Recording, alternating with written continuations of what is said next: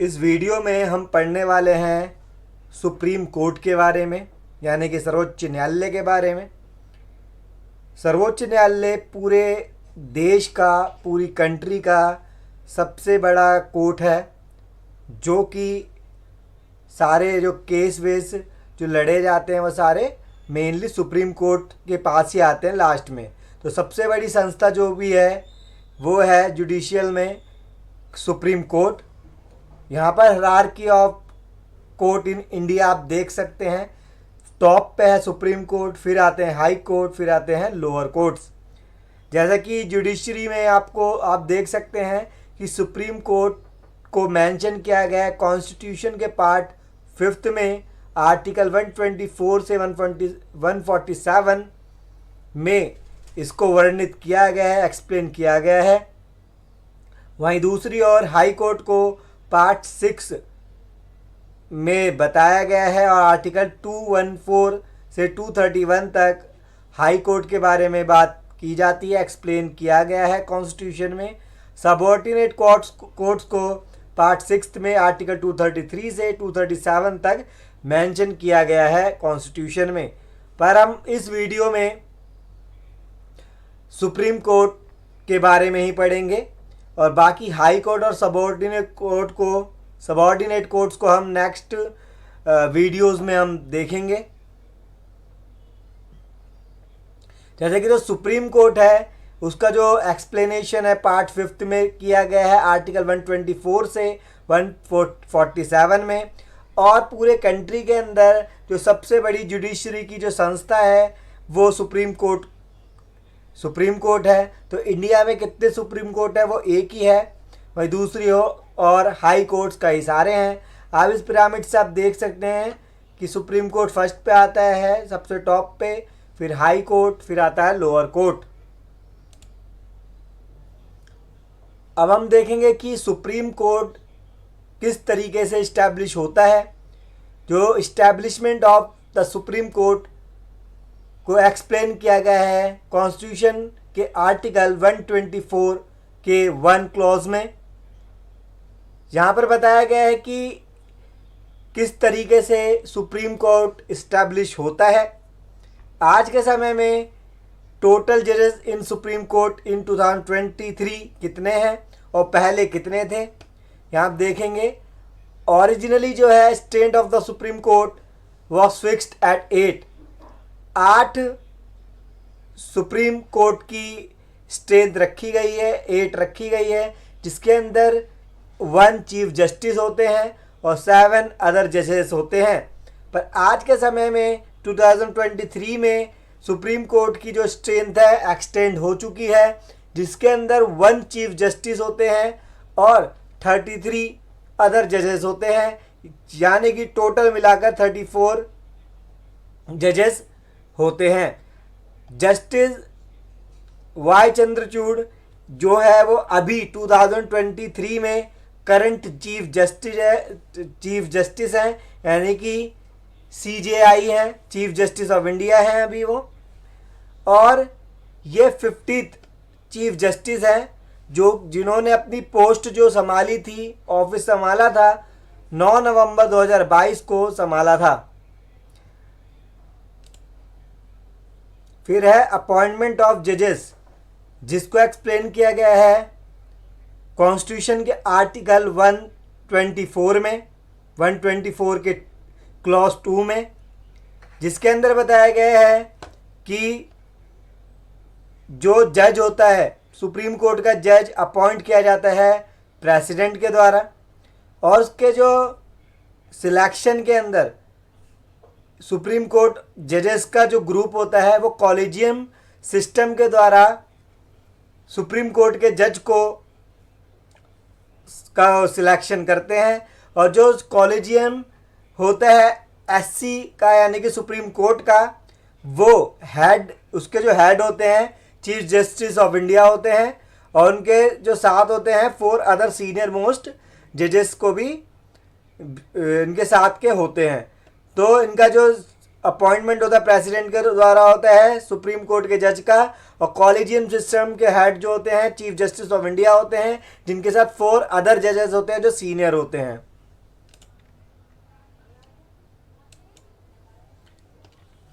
और collegium system को हटाने के लिए एक 99 कॉन्स्टिट्यूशनल अमेंडमेंट एक्ट आया था 2014 के अंदर, जिसे नेशनल जुडिशियल कमीशन एक्ट कहते हैं।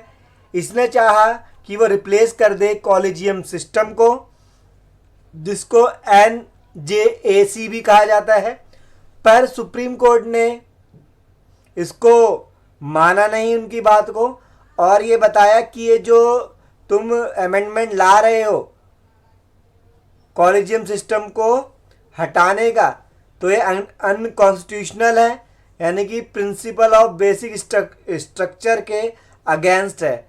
इसलिए NJAC यानी कि नेशनल जुडिशियल कमीशन एक्ट, जो कि 99th कॉन्स्टिट्यूशनल अमेंडमेंट एक्ट 2014 के अंदर आया था, सुप्रीम कोर्ट द्वारा नहीं माना गया।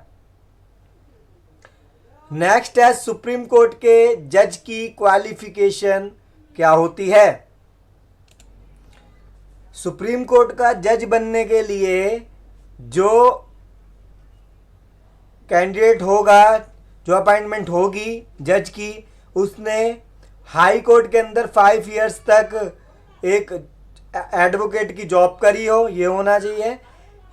She has been for at least 5 years a जज ऑफ हाई कोर्ट, यानी कि हाई कोर्ट में जज होना चाहिए एटलीस्ट 5 इयर्स तक, या 2 और मोर देन 2 सच कोर्ट्स, या 2 या 2 से ज़्यादा कोर्ट्स के अंदर भी जज हो सकता है वो। साथ ही साथ at least 10 years advocate of high court, और वो भी सुप्रीम कोर्ट का जज बन सकता है जो हाई कोर्ट के अंदर जिसको 10 साल हो गए हो एडवोकेट बने हुए, या 2 और मोर देन 2 सच कोर्ट्स में। और साथ ही साथ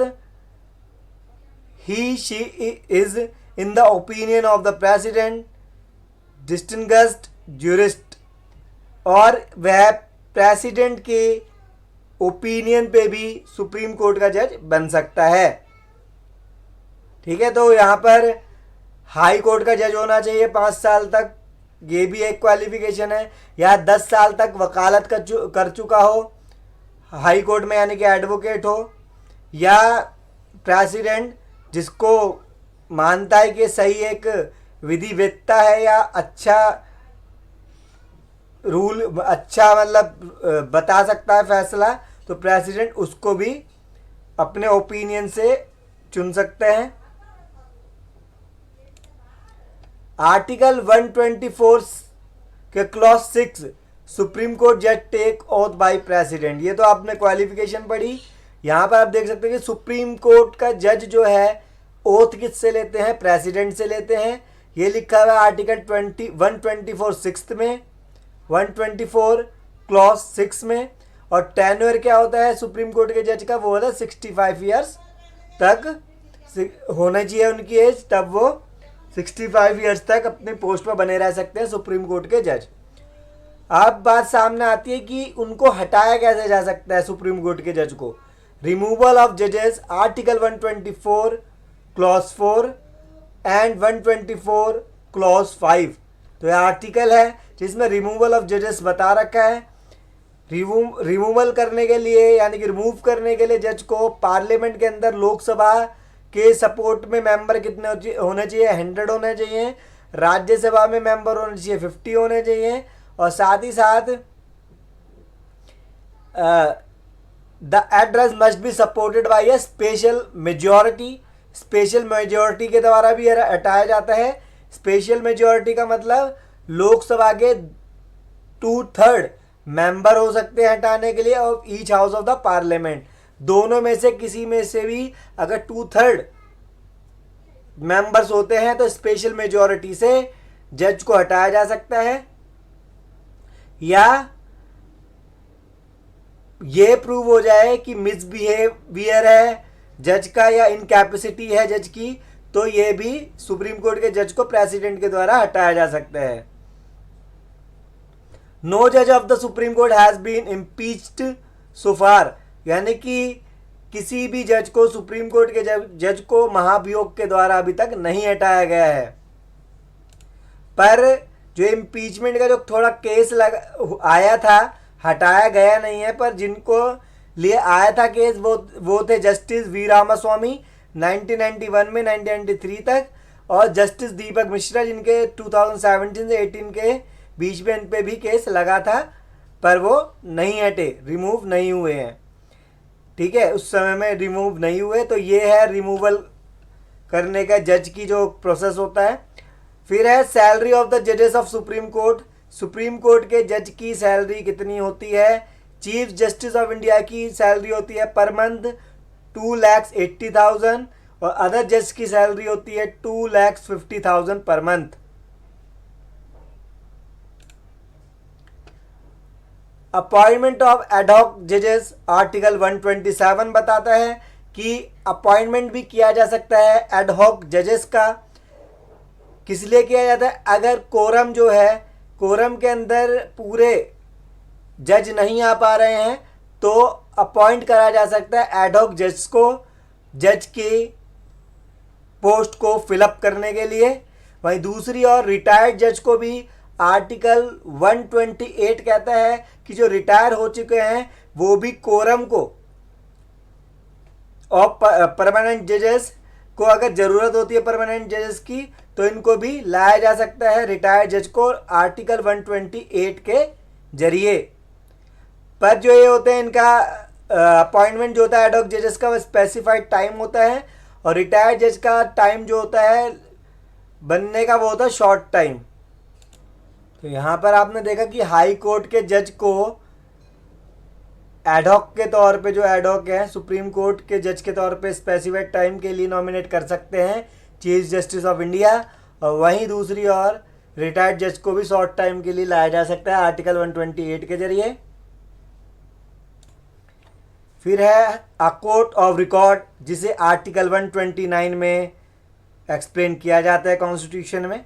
इसमें बताया गया है जो सुप्रीम कोर्ट है एक कोर्ट ऑफ रिकॉर्ड भी है, जिसके अंदर जो भी सुप्रीम कोर्ट अपना डिसीजन बताता है उसको सभी हाई कोर्ट्स को मानने पड़ते हैं, वो इम्प्लीमेंट उन्हें करते हैं। साथ ही साथ अगर कोई पर्सन ऐसा करता है कि उसका कंटेम करता है यानी कि निरादर करता है सुप्रीम कोर्ट का, तब उस पर्सन को जेल हो सकती है। तो यहाँ आपने देखा कि जो भी सुप्रीम कोर्ट डिसीज़न लेता है वो सभी हाई कोर्ट और लोअर कोर्ट मानेंगे। दूसरी ओर अगर कोई कंटेम करता है पर्सन, सुप्रीम कोर्ट का निरादर करता है, मानहानि करता है, तो उसको जेल हो सकती है। तो ये है अ कोर्ट ऑफ रिकॉर्ड। फिर है jurisdiction of the Supreme court. First है ओरिजिनल ज्यूरिडिक्शन, जिसको एक्सप्लेन किया गया है कॉन्स्टिट्यूशन के आर्टिकल 131 में। इसमें बताया गया है कि अगर गवर्नमेंट ऑफ इंडिया और one side and the more states on the other side, यानी कि गवर्नमेंट ऑफ इंडिया या अदर स्टेट के बीच में कोई डिस्प्यूट होता है तो वो केस किसके पास जाएगा? सुप्रीम कोर्ट के पास जाएगा। अगर कोई एक स्टेट दूसरे स्टेट से डिस्प्यूट करता है तब केस किसके पास जाएगा? सुप्रीम कोर्ट के पास जाएगा। अगर कई सारे स्टेट्स आपस में डिस्प्यूट होता है उनके बीच में, तब भी केस किसके पास जाता है? सुप्रीम कोर्ट के पास। तो ये है ओरिजिनल ज्यूरिसडिक्शन, जिसका एक्सप्लेन किया गया आर्टिकल 131 में। फिर आता है रिट ज्यूरिसडिक्शन, जिसको एक्सप्लेन किया गया आर्टिकल 32 में, जिसके अंदर जितने भी रिट्स हैं वो सारे सुप्रीम कोर्ट के अंतर्गत आते हैं, जिसका एक्सप्लेन किया गया आर्टिकल 32 में। The Supreme Court has been invested with special power in the enforcement of fundamental rights. In this section connection it has the power to issue direction और रिट्स। तो सुप्रीम कोर्ट के पास power है कि वो issue करे direction को और रिट्स को। जो भी आपने 5 तरीके की रिट्स पढ़ी होगी, जिसमें हैबियस कॉर्पस होता है, ये सारी ये भी सुप्रीम कोर्ट के अंडर में आता है रिट ज्यूरिसडिक्शन। यानी कि जो रिट को जारी करता है वो सुप्रीम कोर्ट ही करते हैं। फिर आता है PIL आर्टिकल 32, जो कि सुप्रीम कोर्ट के पास है, और 226 जो कि हाई कोर्ट में के लिए मेंशन है। तो इसमें PIL के बारे में बताया गया है। PIL की फुल फॉर्म है public interest litigation can also be heard directly. This is an extra constitutional practice. There is no mention of PIL in the constitution. तो PIL को आपने जाना, सुप्रीम कोर्ट आर्टिकल 32 के जरिए सुनता है और हाई कोर्ट सुनता है 226 के जरिए। फिर आता है अपीलिएट ज्यूरिसडिक्शन। अपीलिएट ज्यूरिसडिक्शन से कहते हैं जब लोअर कोर्ट के अंदर किसी व्यक्ति की बातों को नहीं सुना जाता तब वो हाई कोर्ट में जा सकता है, फिर सुप्रीम कोर्ट में जा सकता है। सबसे बड़ा कोर्ट है सुप्रीम कोर्ट, वो अंत है उसका, यानी कि सुप्रीम कोर्ट से बड़ा कोई कोर्ट नहीं है। तो लोअर कोर्ट की बात, जब लोअर कोर्ट आपकी बात ना सुने या हाई कोर्ट आपकी बात ना सुने तो आप सुप्रीम कोर्ट तक जा सकते हैं। इसको ही अपीलिएट ज्यूरिसडिक्शन कहते हैं। फर्स्ट है इसमें अपील्स इन कॉन्स्टिट्यूशनल केसेस। जो कॉन्स्टिट्यूशनल केसेस में अपील करनी है आपको तो आर्टिकल 132 के जरिए इसमें अपील की जाती है।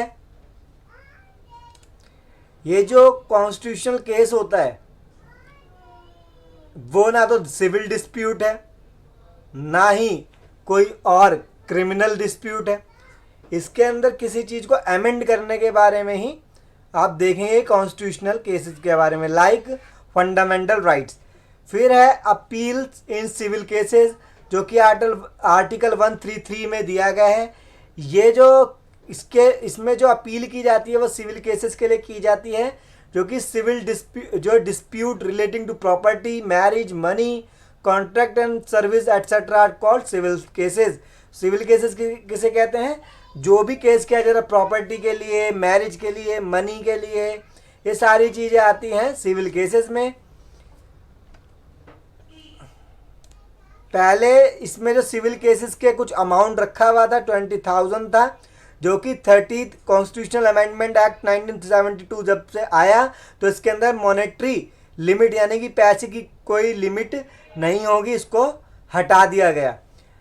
फिर आता है आर्टिकल 134 जिसमें अपील इन क्रिमिनल केसेस के बारे में बात की जाती है और इसके अंदर क्रिमिनल केसेस से पता चल रहा है इसमें क्रिमिनल केसेस आते हैं। तो जिसमें भी क्रिमिनल केसेस के बारे में बात की जाती है या केसेस होते हैं उसे अपील इन क्रिमिनल केसेस में डाला जाता है जो कि आर्टिकल 134 में मेंशन है। फिर है एडवाइजरी ज्यूरिसडिक्शन जिसमें जो कि आर्टिकल 143 के अंदर मेंशन है, कॉन्स्टिट्यूशन के आर्टिकल 143 में। इसके अंदर कोर्ट जो है वो उसको राइट है एडवाइस देने का। इसके अंदर प्रेसिडेंट भी सुप्रीम कोर्ट से एडवाइस ले सकते हैं। इसी पावर को एडवाइजरी ज्यूरिसडिक्शन कहते हैं। Under advisory jurisdiction the President of India may refer any question of law or public importance to Supreme Court for its advice.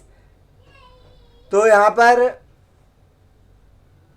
But the Supreme Court is not bound to give advice. यहाँ पर जो president है supreme court से advice ले सकता है पर इसके अंदर कोई सुप्रीम कोर्ट बाउंड नहीं है कि उनको एडवाइस दे। इसको ही एडवाइजरी ज्यूरिसडिक्शन कहते हैं। आर्टिकल 143 के अंतर्गत ये आता है। Guardian of the constitution, supreme court को गार्जियन ऑफ द कॉन्स्टिट्यूशन कहा जाता है। यहाँ आप देख सकते हैं कि ये प्रोटेक्टर है फंडामेंटल राइट्स का भी, review of its own judgement और अपना जजमेंट का अपने ही खुद ऑन जजमेंट का वो रिव्यू भी कर सकता है। सुप्रीम कोर्ट जो भी उसने अपना डिसीजन दिया है उसको खुद से ही वो दोबारा रिव्यू कर सकता है। फिर है जुडिशियल रिव्यू जिसको एक्सप्लेन कई आर्टिकल्स में किया गया है पर मैंने यहाँ पर कुछ आर्टिकल मेंशन किए हैं जैसे 13, 32, 245 और भी आर्टिकल्स है आप देख सकते हैं।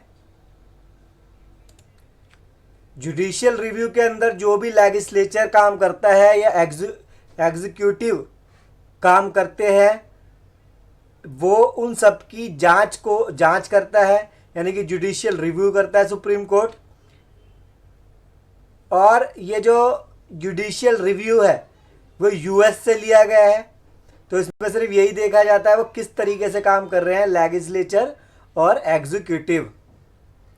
फिर आता है पब्लिक इंटरेस्ट लिटिगेशन, जो कि आर्टिकल 32 और 226 के अंदर मेंशन है। That even people who are not directly involved in the case may bring to the notice of the court matters of public interest। इसके अंदर कोई भी व्यक्ति जो कि डायरेक्टली इन्वॉल्व नहीं है किसी भी केस से, वो कोर्ट के अंदर नोटिस डाल सकता है पब्लिक इंटरेस्ट के लिए। It is the privilege of the court to entertain the application of public interest litigation. अब वो जो कोर्ट है उनकी बातों को ज़रूर सुनेंगे। जो एक कॉन्सेप्ट था पीआईएल का, ये इंट्रोड्यूस किया गया था पीएन जस्टिस पीएन भगवती के द्वारा। PIL is important because justice now easily available to the poor and the weaker section of society।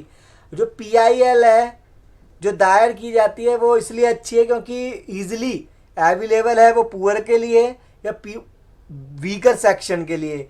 इसके अंदर कोई भी व्यक्ति अगर उसे लगता है कि कोई ऐसा काम हो रहा है जो कि पब्लिक को जिससे नुकसान हो रहा है, तब वो पर्सन PIL दायर कर सकता है सुप्रीम कोर्ट के अंदर। The Supreme Court of on the basis of letter receive from journalist, वो किससे ले सकते हैं letters? Journalist, lawyer, social workers and even on the basis of newspaper report has taken up a number of matter of public interest. इन सब से उन्होंने PIL की सुनवाई करी है सुप्रीम कोर्ट ने। किसी ने न्यूज़पेपर से, किसी ने रिपोर्ट करी हो, तो इन सब जरियों से भी जो भी तरीका होगा तो सुप्रीम कोर्ट उसको एक्सेप्ट कर लेती है PIL को। साथ ही साथ सुप्रीम कोर्ट ने जो भी लेबर हैं, ट्राइबल्स हैं, स्लम ड्वेलर्स हैं, या विमेन्स को रेस्क्यू कराया हो घरों से, या चिल्ड्रन को जुवेनाइल होम से हटाया हो या चाइल्ड लेबर को हटाया हो, इन सब के लिए भी बहुत सारे एक्शन लिए हैं, स्टेप लिए हैं। साथ ही साथ सुप्रीम कोर्ट ने एनवायरमेंटल पॉल्यूशन से रिलेटेड भी कानपुर, दिल्ली और अदर प्लेसेस के अंदर बहुत सी फैक्ट्रीज़ को बंद किया है जिससे लोगों को नुकसान पहुंचता है। और अब ईजिली कोई भी पर्सन यहाँ पर PIL दायर कर लेता है। अगर सुप्रीम कोर्ट को ये लगता है कि जो मैटर है वो पब्लिक इंटरेस्ट का है, तब सुप्रीम कोर्ट उसकी ज़रूर सुनवाई करता है। तो ये वीडियो हमारी यहीं कंप्लीट होती है। अगर आपको ये वीडियो पसंद आई है तो इस वीडियो को लाइक शेयर करना ना भूलें।